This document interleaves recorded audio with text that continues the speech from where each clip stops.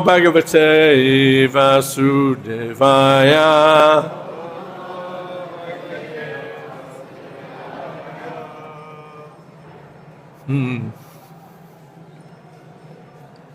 Hare Krishna.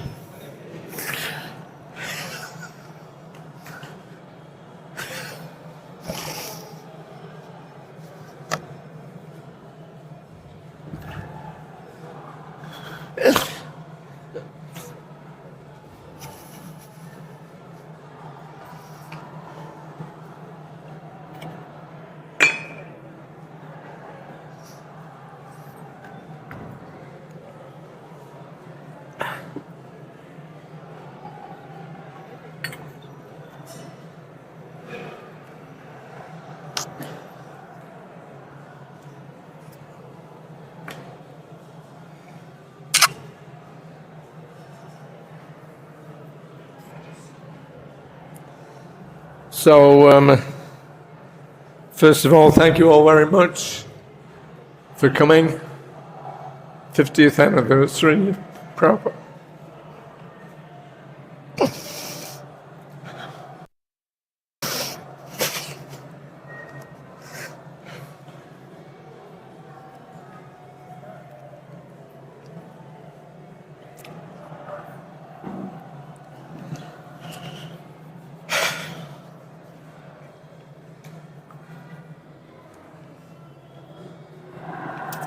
Hare Krishna.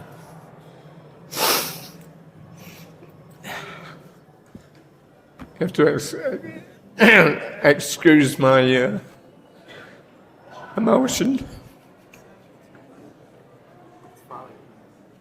It's the Parkinson's disease. It makes you unnecessarily emotional. So excuse that. However you give is perfect. Don't worry. We love you. Okay, well, I've prepared a class. I'll read the verse and the purport, and then I'll revert to my notes. So this is chapter 13, canto 10, text 49. Is it on the board or anything? No. Yeah? Okay. āṅghri-mastakam āpūrṇās tulasī-nava-dāmabhiḥ komalaiḥ sarva-gātreṣu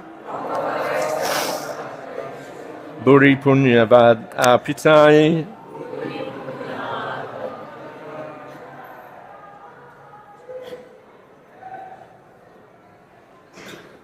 ā-aṅghri-mastakam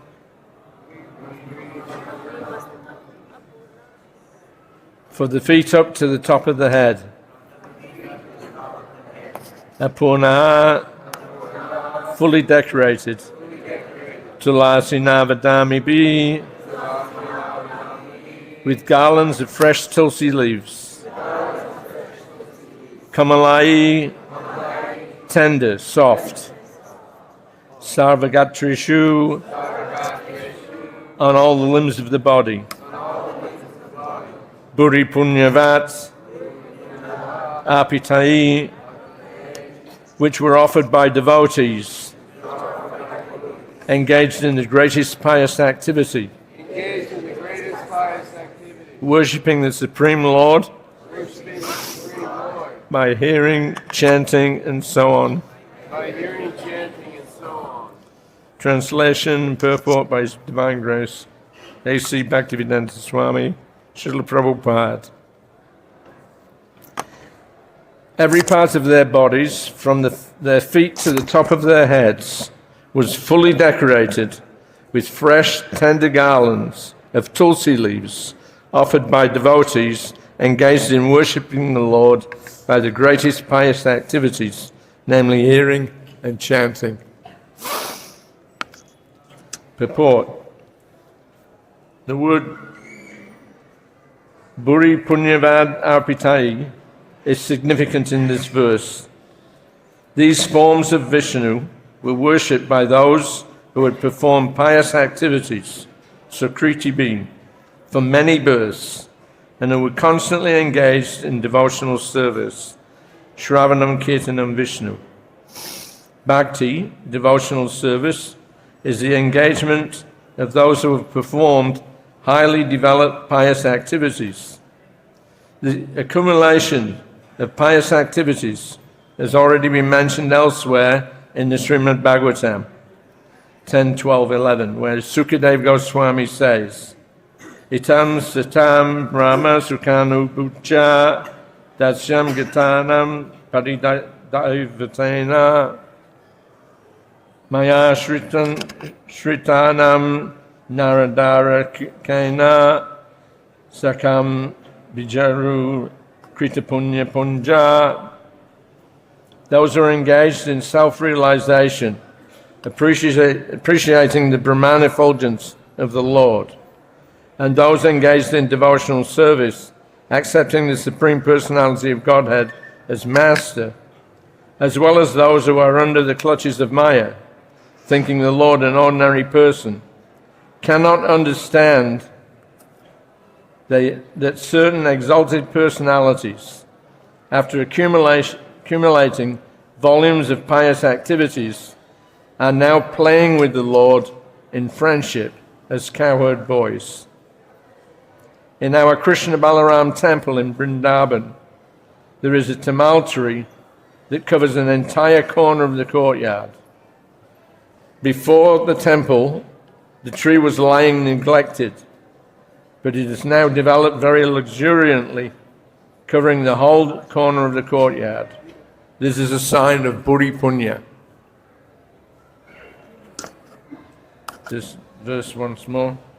Every part of their bodies, from their feet to the top of their heads, was fully decorated with fresh, tender garlands of tulsi leaves offered by the devotees engaged in worshipping the Lord by the greatest pious activities, namely hearing and chanting. So, once again, thank you all for coming. Thank you, the managers, for asking me to try to say something worth hearing. You have to excuse my voice. I have problems with my throat, but the topic's good, so don't mind the delivery. So one thing is that this is glorifying Tulsi Devi in particular, because this is the highest form of decorating a deity, to offer tulsi leaves at Krishna's lotus feet. Radharani likes to offer garlands, and here we find all the cowherd boys. They're all covered in tulsi leaves. So I thought I'd speak a little bit about Tulsi Devi today. I had one experience myself, and I'm going to read a few experiences and occasions when Tulsi came up as a subject for discussion during Prabhupada's stay with us. My own experience was that I had joined ISKCON Vrindavan in early August, I think, 1975. I'd come to India for the first time in 75. It proved to be the best year of my life. That and the following 2 years, I had come for the temple opening. I'm not going to reiterate all of that, but when we returned to Australia, where I was stationed at that time, I had it in my heart that I'd like to go back and serve in Vrindavan. So I took off from the Australian Yatra without taking any permissions. I went out on the street and collected enough money to buy a one-way ticket. I arrived here in, I think it was early August. I came by plane and I was in Delhi, and then I came by train to Mathura and then Tonga to Vrindavan. And the Tonga stopped just outside the front gate there. And the first person that came out was Bhagavatam Prabhu. Is he here?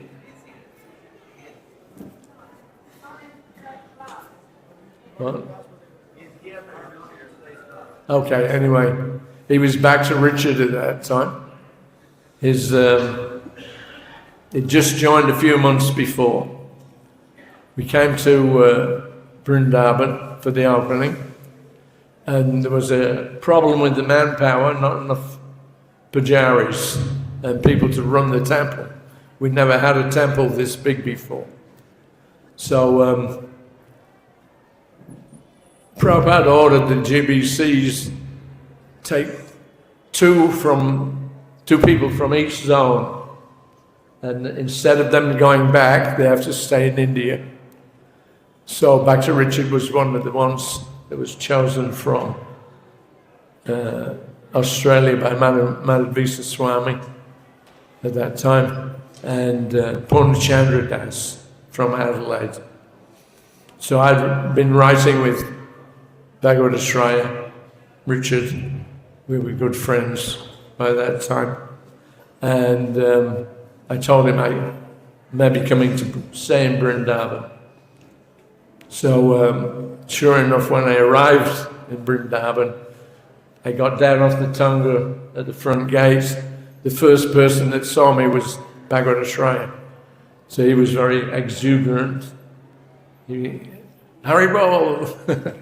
So he said, come with me.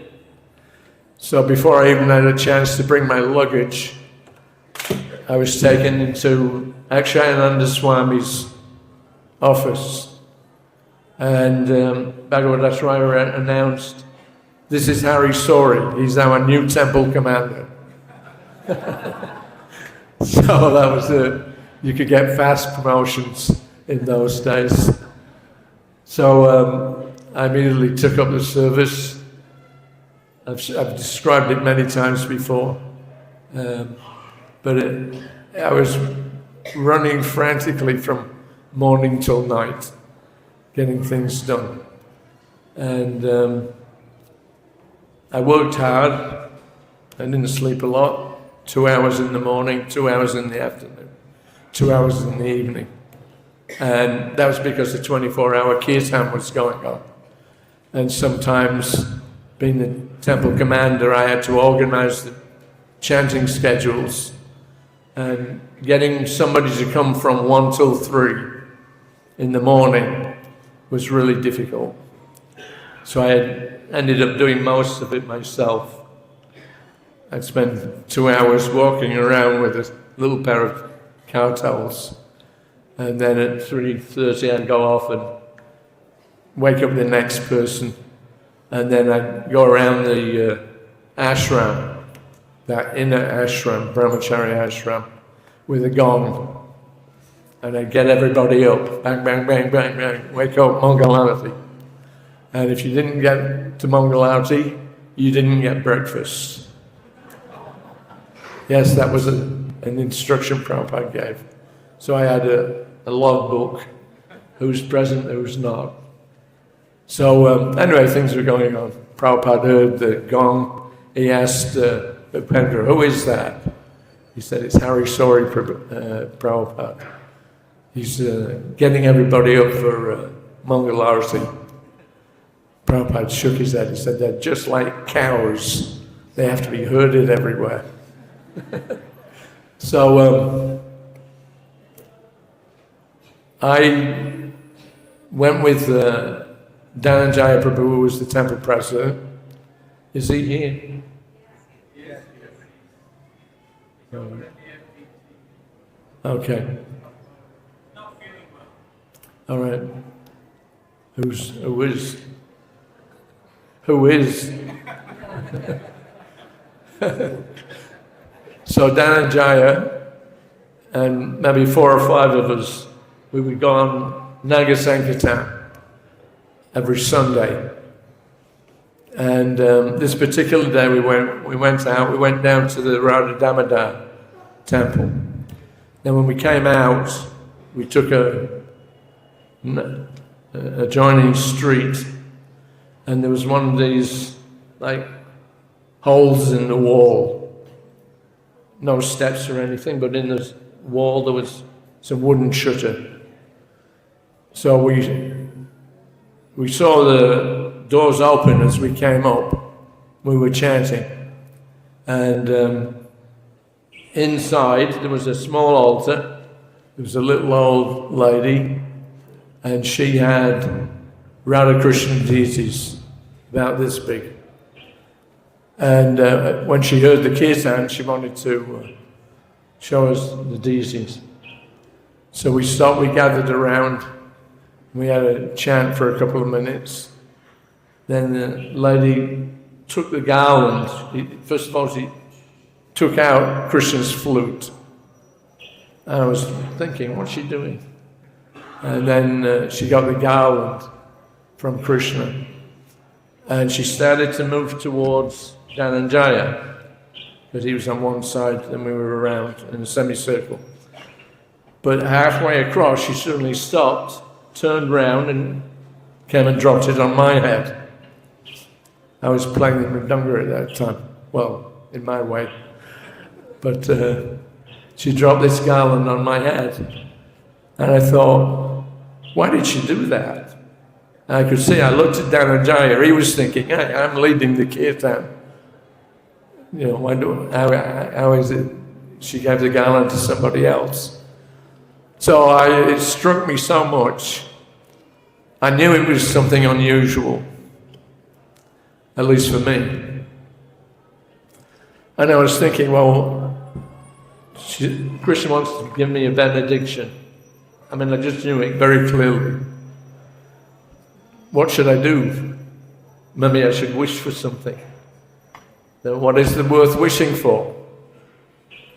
So then I thought, well, I just wish that I could increase my service.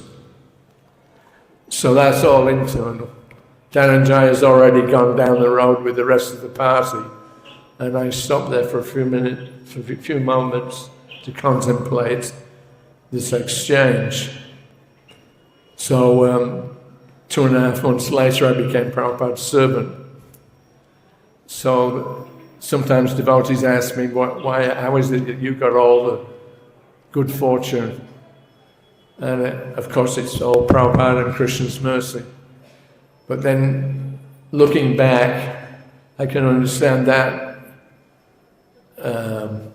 interaction was Krishna showing me that he was pleased with my service.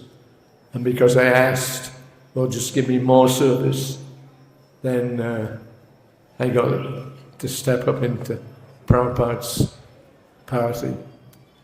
So that's my own interaction with Tulsi in Vrindavan. And I'm going to read a few incidences involving Tulsi Devi.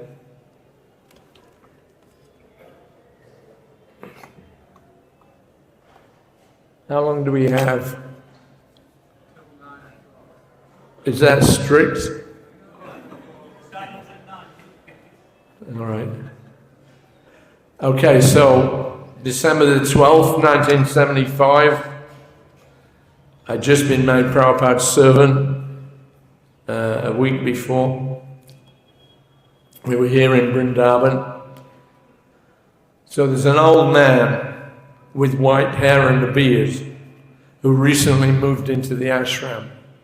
That was unusual in those days because we were all young Westerners mainly, about 23, 24 years old. So this little old man was living how to relate to him because we had no sense of Indian culture at that time. So when Prabhupada came out from his room to begin his walk, All the devotees offered their obeisances except the old man. He was busy throwing water from a brass lotus onto the tulsi plants growing in the small garden in front of Prabhupada's house. He wasn't very conscious of Srila Prabhupada's presence, and a few devotees felt that he was being offensive. Prabhupada's mood was different. He turned, he said, "This is devotee. Just see how nicely he is watering the tulsi plants. You should all do this." January the 3rd, 1976. Getting out of the car at the main gate, Prabhupada was met by the sisters. There's two sisters, Katamanchi sisters.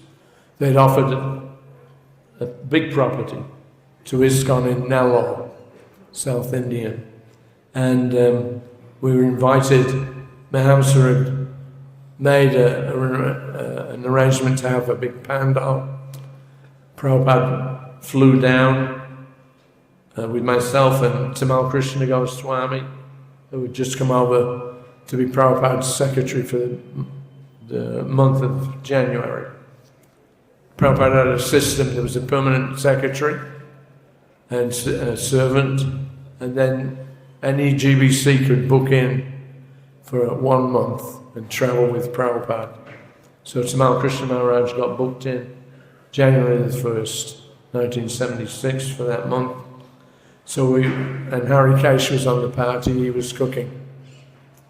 So we went by train to Nellore, had a wonderful reception, and then we were driven to the property. So there's two parts, 7-acre plot which was clear, and then a 2-acre plot on which they had their house. So we were being offered the 7-acre plot. So Prabhupada wanted to do it. So getting out of the car at the main gate, Prabhupada was met by the sisters.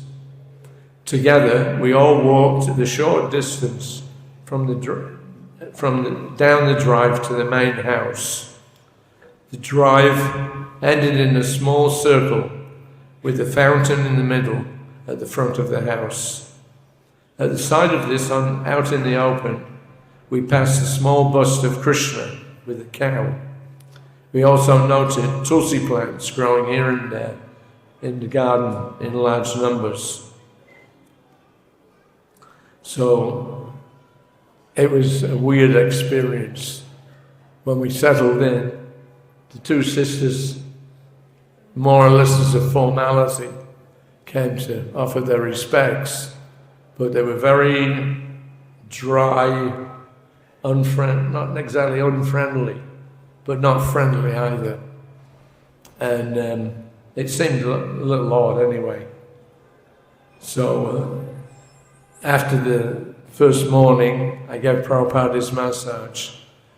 During the massage, he came to Prabhupada. He was very disturbed. And he said, "Prabhupada, these people are crazy." Prabhupada bristled. He didn't like to hear that kind of criticism. He said, "They are crazy or you are crazy?" So he said, "Well, crazy I may be, but these people eat meat." So outside the house, there was a wire fenced area, and you could hear this chickens. So I said, "Prabhupada, they're keeping chickens." He said, "Oh, that means?" So I was trying to be optimistic. I said, "Well, they must be eating eggs, because they were slaughtering them as well."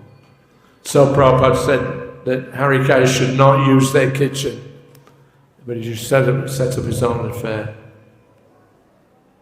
So on the next day, January the 4th, I mentioned during a short tour of the property that I was pleased to see many tulsi plants in the garden.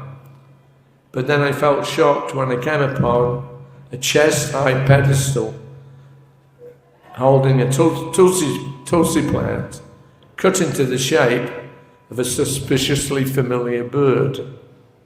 You know, in the West they have the hedges that make different animals. So somebody trimmed this tulsi plant to look like a chicken.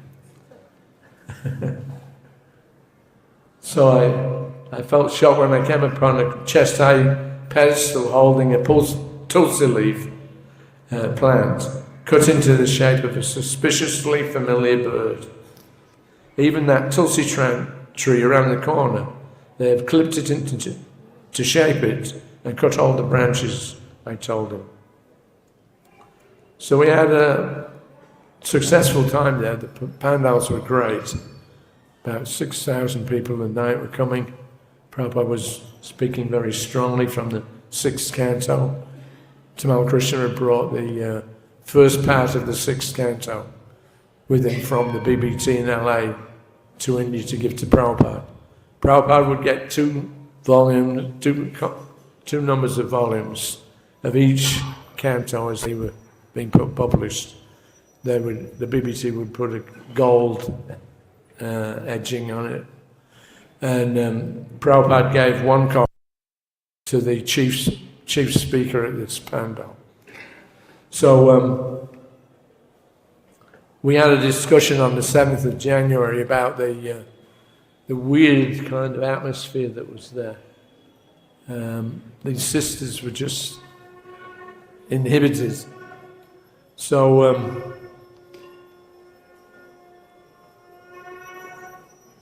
January the 7th, even the planting of the tulsi leaves, which we had taken as a sign of devotion to Krishna, took on new meaning considering these revelations. There are two kinds of tulsi trees, one with green leaves and one with blue leaves. The green being named after Lord Ram and the blue after Lord Krishna. Inspecting the garden on our first day there, I had noticed many tulsi bushes planted in an alternating sequence. Green, blue, Ram, Krishna, Ram, Krishna. I also recall the tulsi bush in the pot that had been trimmed into the shape of a large bird. No doubt that it was a chicken. With this information, many pieces of the puzzle now fell into place. This Calcutta mission is also well known as the Mugi mission because its members keep large chicken farms and are known meat eaters. These two sisters raised chickens and ate the meat. This mission is also has a consistent formula for the layout of their ashrams: a temple, a comparative studies library, and a meditation hall. So Prabhupada, as soon as he arrived, he saw that there was something not right. But he went through with the whole program. Then on the last day that we were there, Gopal Krishna Maharaj, Adhikari at that time, he finally arrived from Bombay with the deed of gift. So when Prabhupada read the deed of gift, the footnotes mentioned that all construction on this complex has to be completed within 3 years.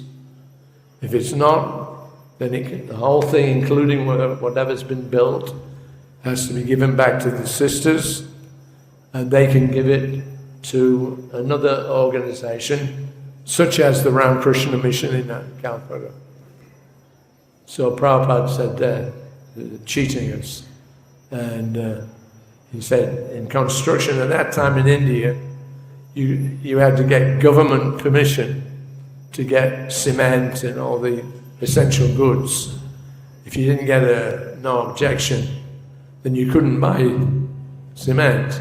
So naturally there's lots of black market stuff going on.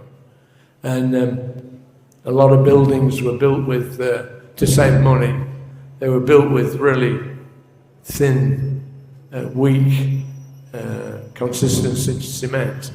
Then after a few years they would fall apart. So the Prabhupada said that the Ramakrishna mission, they're not so popular now. He said, whereas we're increasing, but we're the only organization, spiritual, that's actually expanding.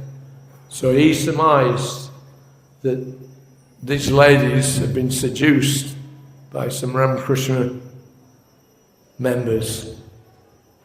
I mean, I hate to say the word sannyasis, but that's what they advertise themselves as. And that they persuaded these ladies to give the land to ISKCON.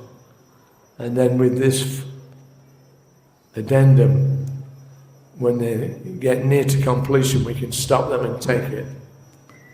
So Prabhupada didn't voice this out loud except to his secretary and servants. But it turned out, it ended, we left. Then Prabhupada told Mahamsa, now you immediately negotiate with these ladies that we shall take the temple, but we shall not, he said that we should take the temple, but not under the conditions that they require. Let them remove those conditions and unequivocally give it, and then we'll accept it. So they wouldn't do it. A month later, Prabhupada was visited by Mahamsa. He said, we met with the ladies, we spoke with the lawyers, we got in contact with everybody that was involved, but there's no way that they were going to budge. So we left it. Prabhupada wrote to Shravanananda Prabhu, dig up the foundation stone and take it to Madras. I mean, it's kind of radical Prabhupada. He'd done the installation, put an Adishesha in the pit. It was a big affair. And then at the end of it, he said, dig him up and bring him back to Madras. So that was another episode. They were followers of the Murgi mission, chicken mission. And they were trying to dupe us. But Prabhupada was a lot smarter than what they thought. As many people in India found out, in Bombay and other places, Mayapur, you couldn't stop Prabhupada. You couldn't trick him. You couldn't fool him. He knew everything that was going on. So that was an interesting episode. So after that we left. We went up to Bombay and then Calcutta. And on the 17th of January, 1976, Prabhupada drove from Calcutta to Mayapur. And they had just finished the construction of the main gates. In those days, the few Gaudiya mats that there were down the road, they didn't have big fancy entrances. Prabhupada was the first one to put something of that size. It was big enough that you could drive a truck underneath it. So that became our main gate. And on the 17th, end of 76, as we approached, we saw that the construction of a beautiful and impressive gatehouse had been completed at the entrance to our property. The gatehouse is 15 feet thick with 3 archways. The center archway is wide and high enough for a truck to pass under, while the 2 sides are for pedestrians. Side entrances are for pedestrians. Above the archways sit 5 domes, and the large central dome is capped with an ornate brass spire, reaching some 50 feet or so into the air. There are several rooms on the domes in either side.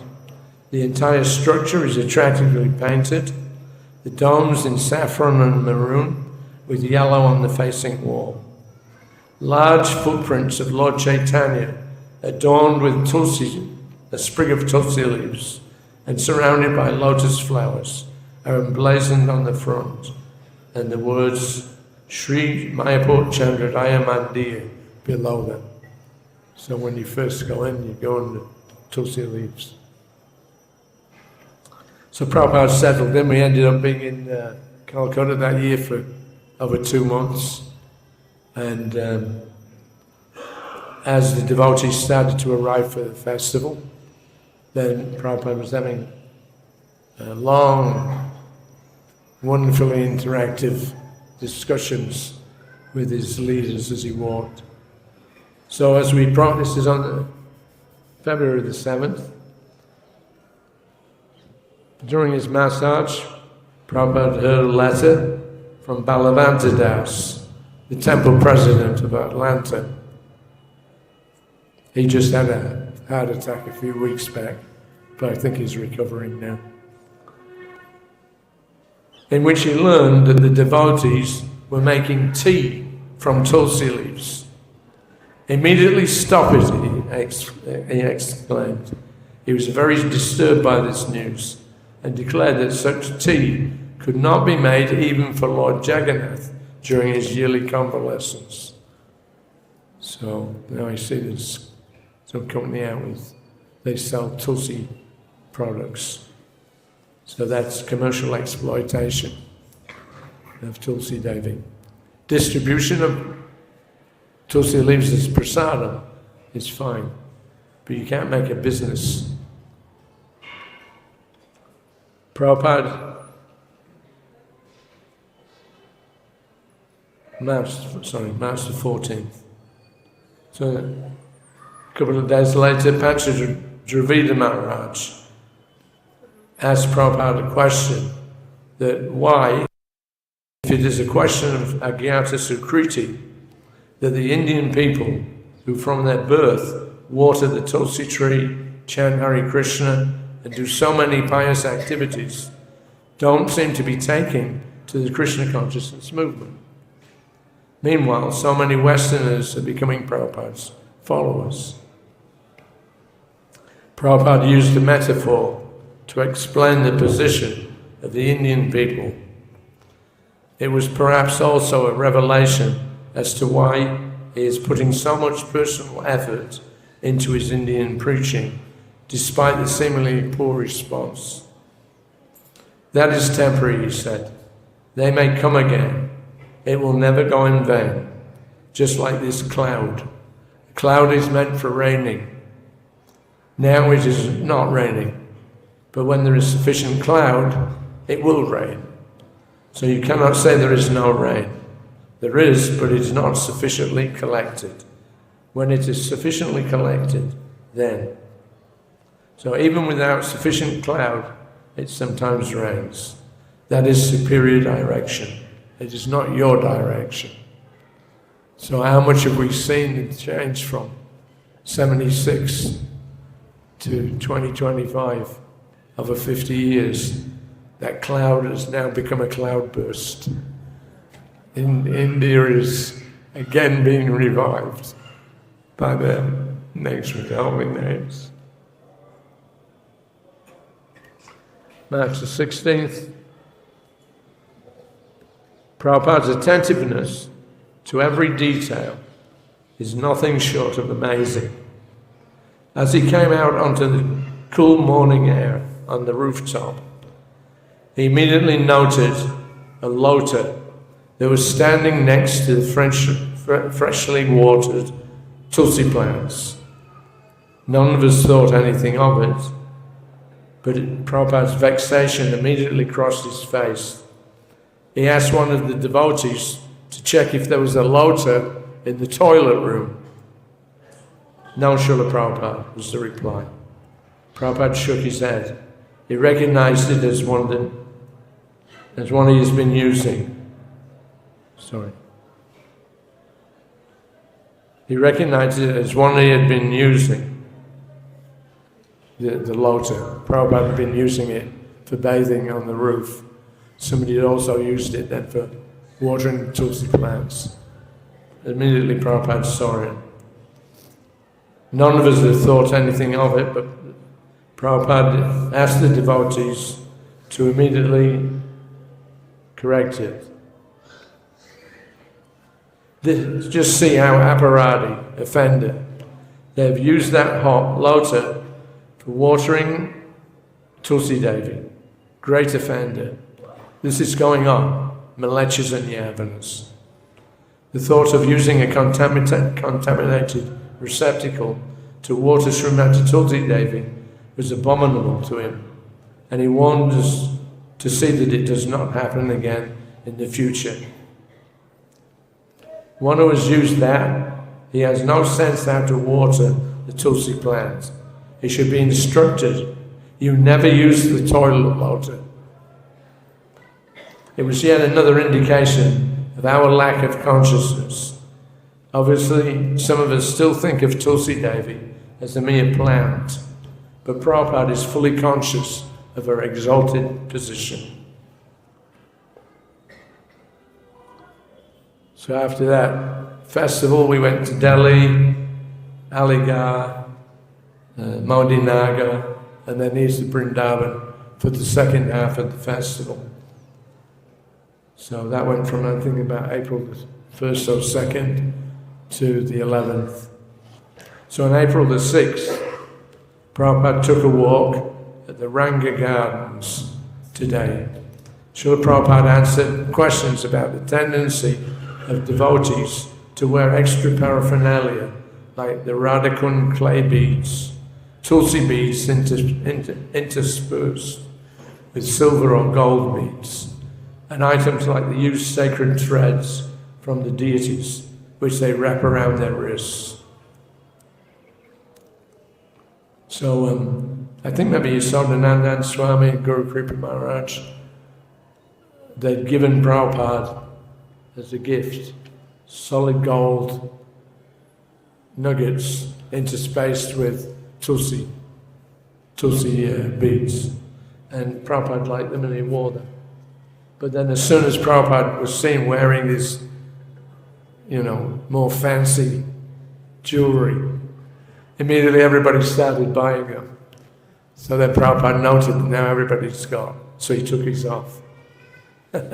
If they're going to follow him, they're not putting it on, following him, taking them off. So he said, it's becoming a fad throughout the society, and the practice should be stopped. He quoted another of his very apt Bengali sayings: a crow eats stool, but young crows eat more stool.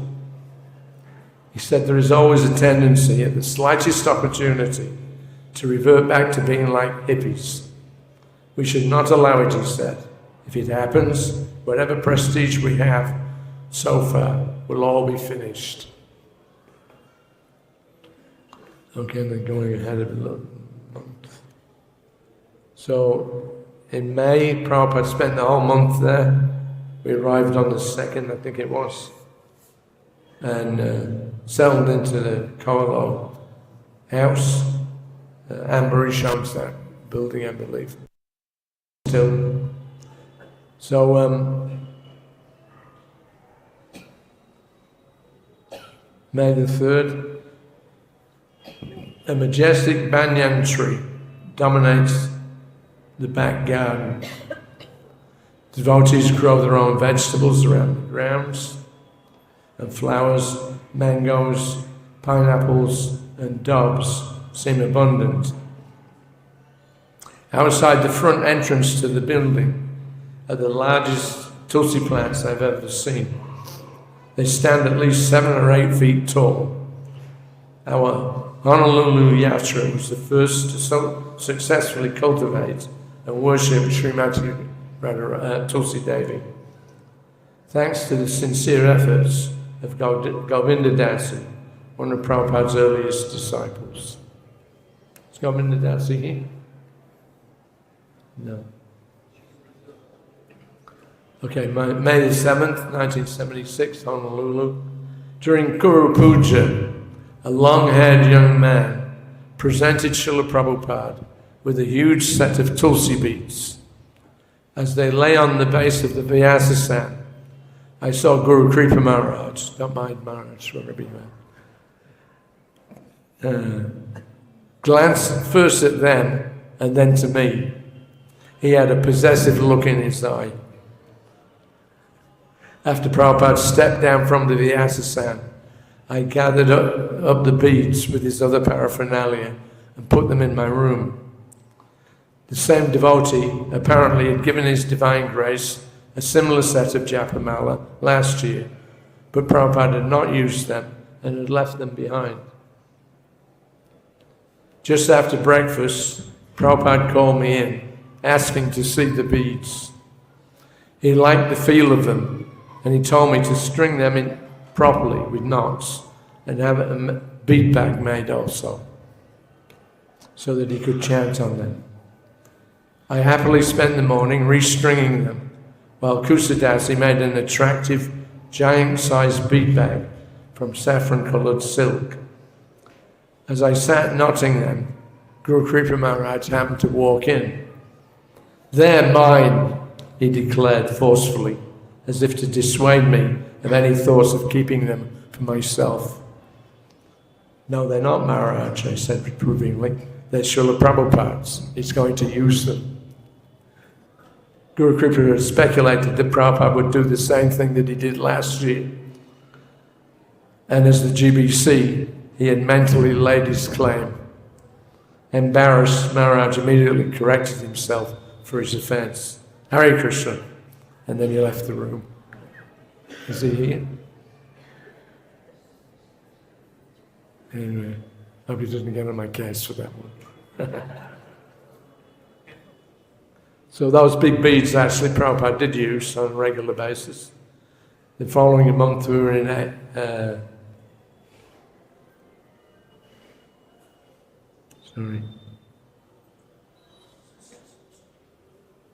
June, yes, following month. June 14th, Prabhupada was in Detroit.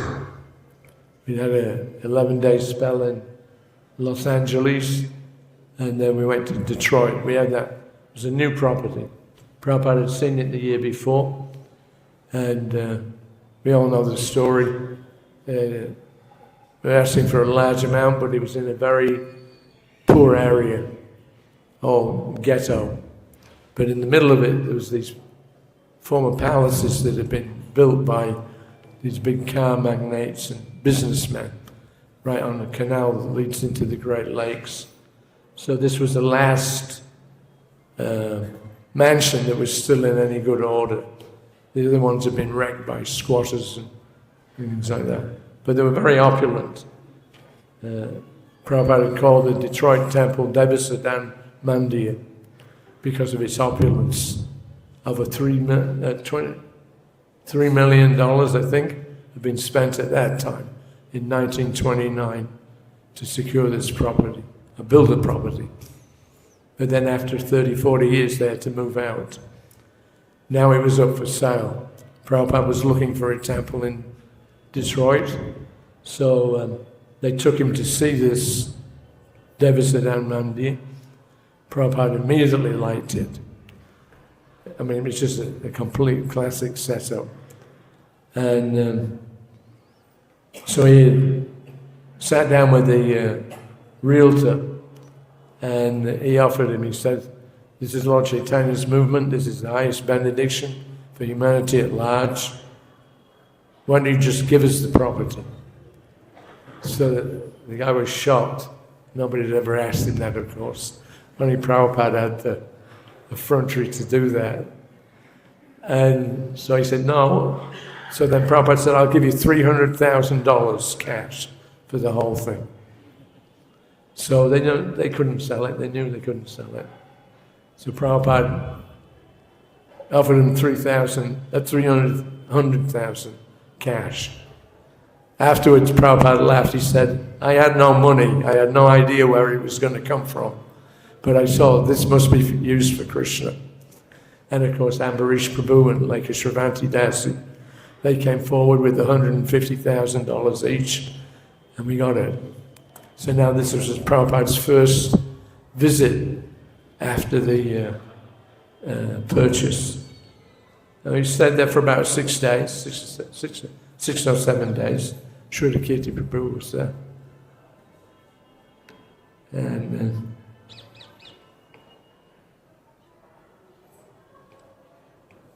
yeah. So in the evening, on the 14th, Prabhupada sat in the garden, choosing a spot under a tree on the open bed, on the top of a bank that sloped down to the water's side. It was surrounded by flowers and trees. There were 7 peacocks dancing and strutting around in the gardens. One called from the tree tops just above, and Prabhupada, just above and behind Srila Prabhupada, attracting his attention. With Prabhupada present, it seemed just like Vrindavan. He said that he considered this is our best center, especially with its waterside aspect. He enjoyed it so much that he sat out for 3 hours in the multicolored satin pillows, chanting on his new large tulsi beads and commenting on various philosophical and social issues.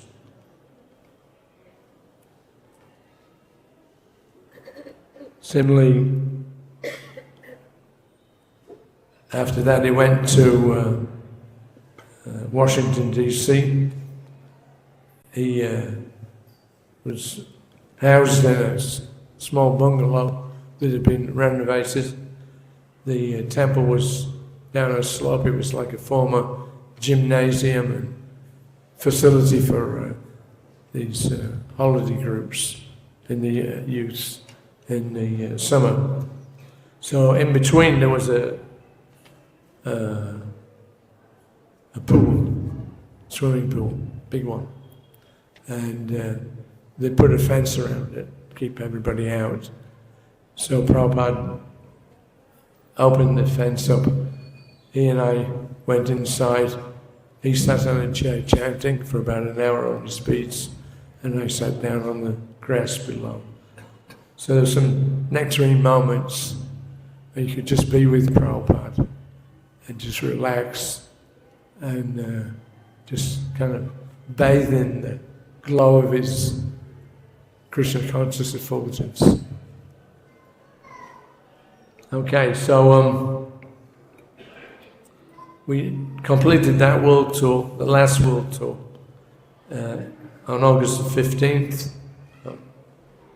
We were back in Bombay, and Prabhupada was taking his walk. Achyutananda Swami was there. He was holding a pandal for Janmashtami. That was just coming up. So he was the main speaker there. Prabhupada had been requested to open the Hyderabad temple, which he did on the 17th of August, I think. So a couple of days in Bombay. I received a letter today from the Melbourne devotees explaining that their tulasi plants had red spider mites. They wanted to know if the leaves could still be offered to the deities. I asked Prabhupada and he replied, yes, tulsi can be offered in any condition. Tulsi is never bad.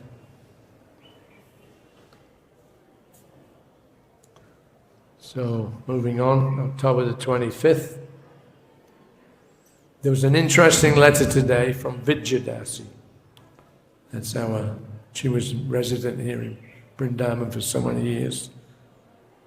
So she's the pujari for Tulsi Devi in Los Angeles. She wrote at length about the care of Tulsi plants. She's been experimenting with trying to grow Tulsi in the open ground, but it has not met with much success. She asked if they should build a special Tulsi house. Prabhupada referred to the affirmative. If it's not possible for Tulsi to survive the winters when planted in the ground, then a suitable house should be provided for us. Even the Canadian temples, which are much colder climate, they are keeping Tulsi nicely. So why should there be so much difficulty in Los Angeles, which has such a nice climate.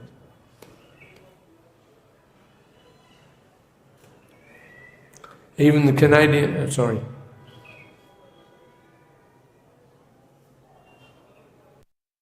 Just do everything very carefully.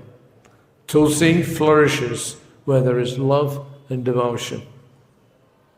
Then there was 18 questions, which I don't think we've got time to cover today.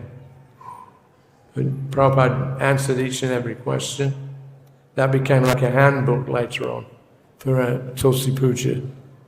And there's one thing that stood out in my mind was the last question was whether it was an offense to tread on the shadow of Tulsi Devi. And Prabhupada replied, yes. Jagadish Prabhu was the secretary at that time. He misheard Prabhupada, and he answered,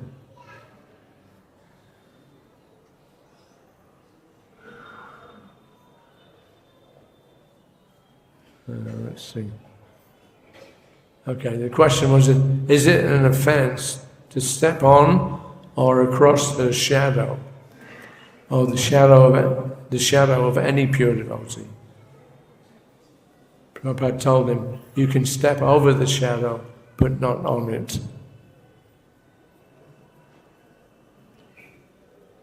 I think there's some story about Ramanujacharya.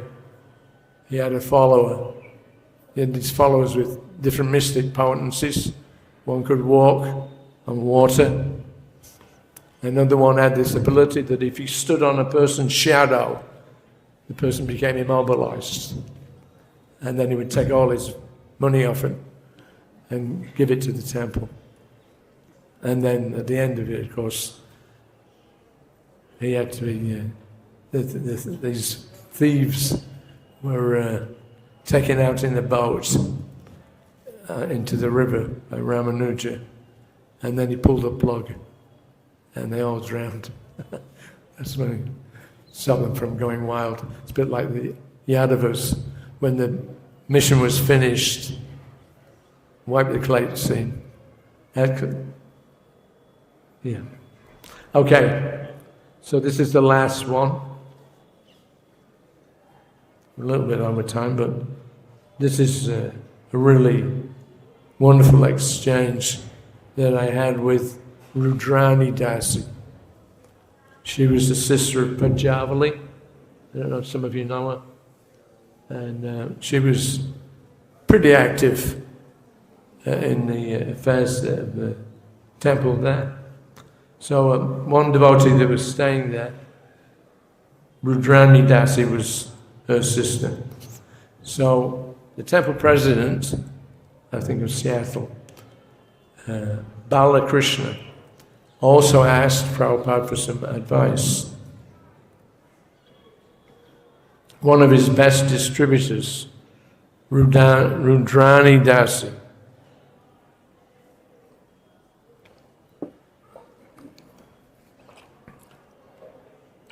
although only 23 years old, is so badly stricken with arthritis that she can barely sit, walk, or even sleep.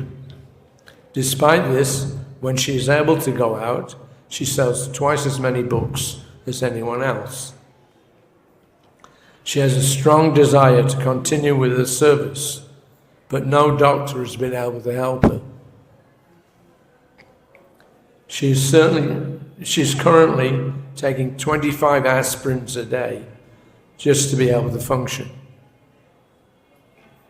Balakrishna expressed his reluctance to bother Srila Prabhupada, but due to frustration with any other solution, he now asked whether Prabhupada could recommend any Ayurvedic doctor or medicine, or should she just accept as her karma and go on serving as best she can until she dies. Prabhupada was philosophical about her problem as he is about his own health. He offered no other panacea than that given by Krishna himself. His advice came right out of the Bhagavad Gita 2.14 and 81 years of experience. The girl who has got health problems must learn to be tolerant. As long as the material body will be there, there will only be pain. Pleasure is a misconception. So, I'm one of those that I've been on a lot of misconceptions for a long time. You can put it on a bumper sticker on the cars, you know. Those are slogans. Pleasure is a misconception.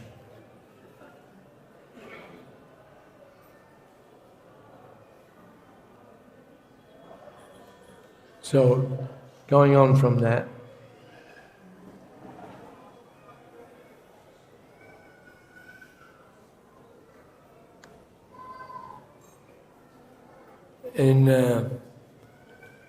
on October the 3rd, 2004, so this is, what, 25, 30 years after. Last night, this is from Madana Mohan Mohini Dasi. Last night, Rudrani Dasi called me and we spoke about the letter that Prabhupada had sent to Balakrishna Prabhu when he was the temple president of Seattle. It was about her failing health. You had asked if she had known of that letter, and if so, what were her thoughts on it? In research for writing my diaries, I came across this letter, and I just was inquisitive to know what the final result was. So she did know of the letter, and like everyone else, was wondering if Srila Prabhupada would give some cure.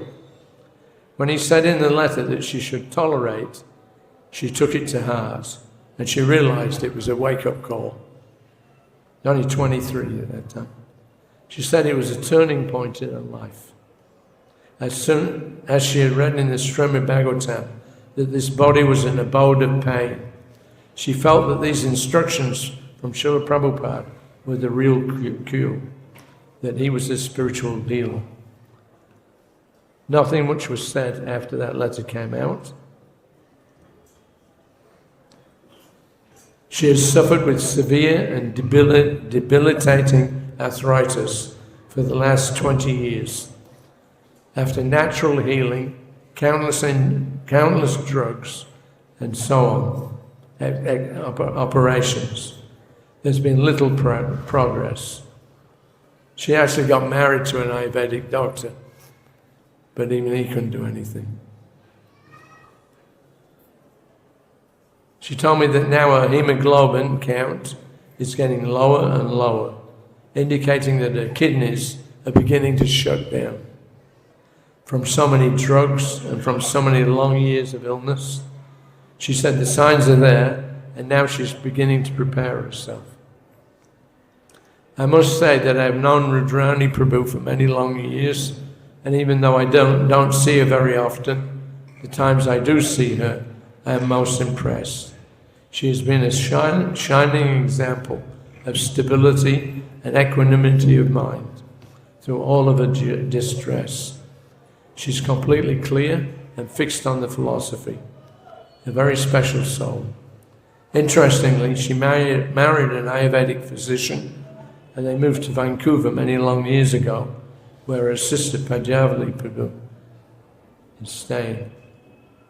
Her husband is a gentle, humble soul, and they're both completely devoted to Srimati Tulsi Devi.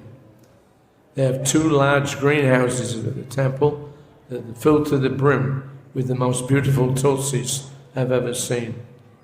And they make and offer a humongous tulsi garland to Sri Radha Madana Mohan every day. She is the personification of tolerance. I hope this information will be helpful to you. So that was the letter that I got from Madana Mohan Mohini. In exchange, I sent a volume of Transcendental, volume number 5, diary number 5. And she was grateful for it and sent me back the following message. Dear Hari Sauri Prabhu, please accept my humble obeisances and glories to Prabhupada. All glories to his beloved and devoted son, your divine grace. This is a short note to thank you so much for remembering and encouraging me by your kind and compassionate words and for sending the chapters. My computer is old and I could not open the attached files. Just yesterday, the computer man came and downloaded Acrobat Reader so that I could see them.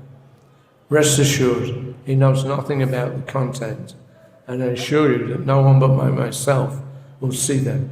I promise you that.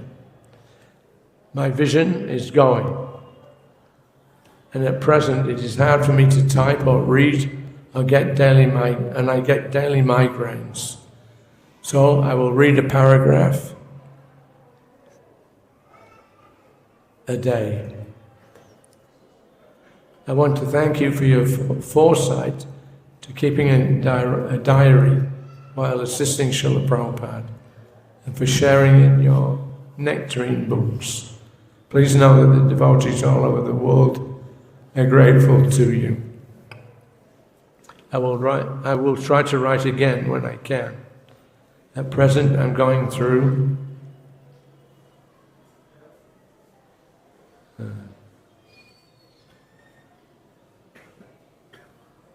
sorry, lost my place.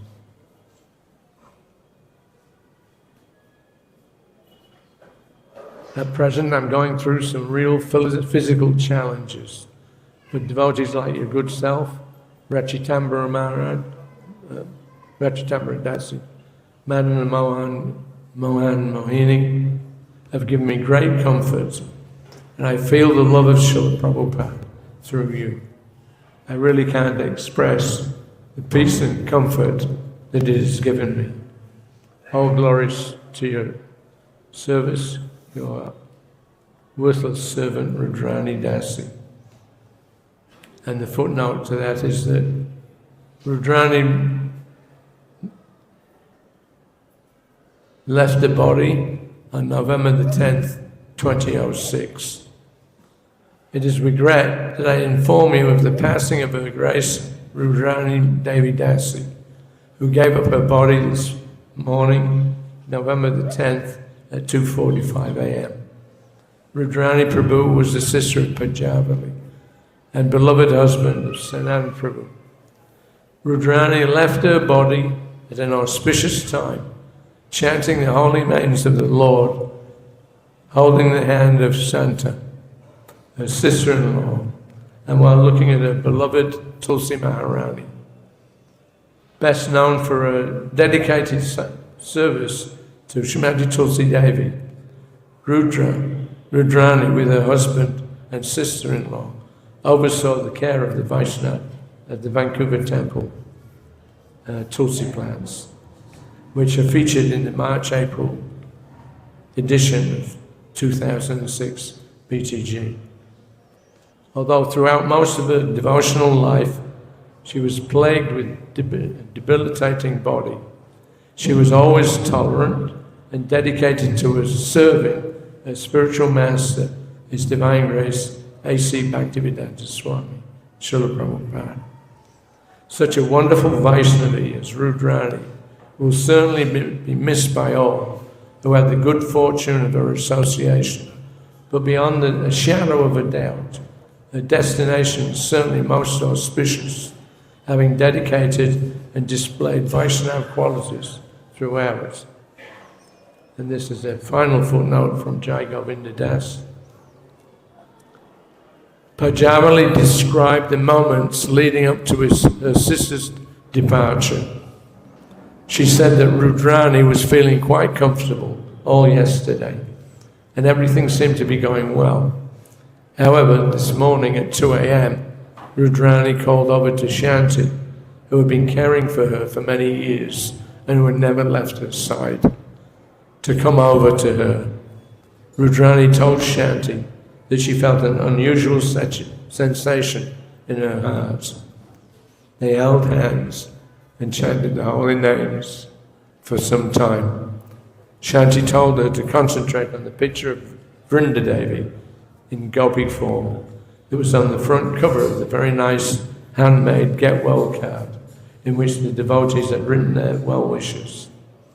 After a few moments, Rudrani responded, "I see the real Tulsi."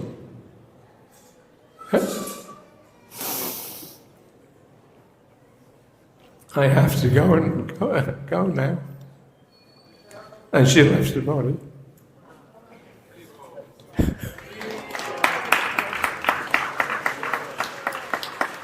So, I'm going to finish this point.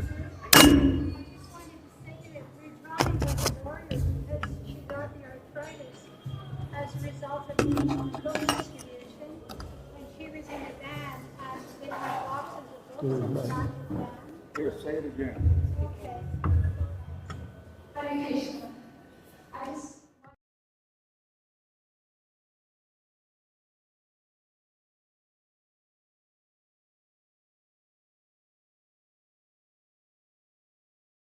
distribution and in a van with many boxes of books behind her, and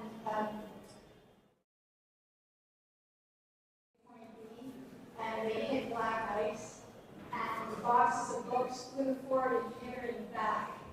And after that, that initiated her arthritis. So she's like a total warrior.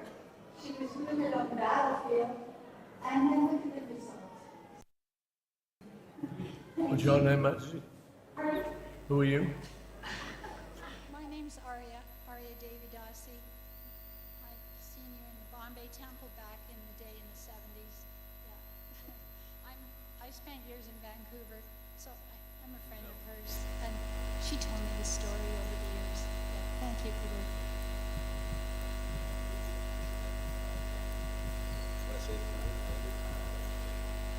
Okay, so this is the beginning of the festival, April Fool's. You've had a chance to listen to a fool to celebrate that ceremony, and I look forward to hearing the classes and realizations of all the devotees over the next week or so. Thank you all very much. Srila Prabhupada ki. Thank you, Sauri.